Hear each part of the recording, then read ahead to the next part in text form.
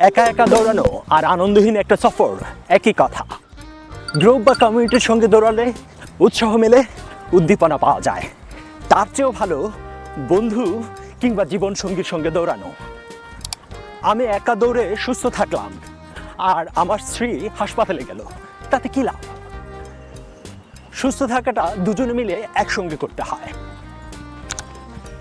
রোজই নিয়মিত হাঁটে, এখন একটু একটু করে আমার সঙ্গে দৌড়ানো শুরু করেছে। এটা একটা টিমওয়ার্ক, জীবনের টিমওয়ার্ক। সুস্থ থাকতে আমি শুধু একা না, দুজনে মিলে দৌড়াই।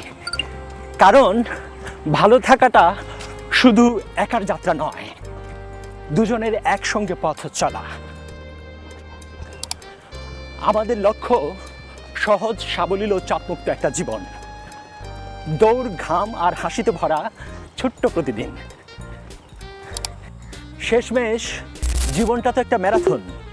একা দৌড়ালে পথটা লম্বা লাগে, আর ভালোবাসার মানুষটা পাশে থাকলে পথটা ছোট হয়ে আসে।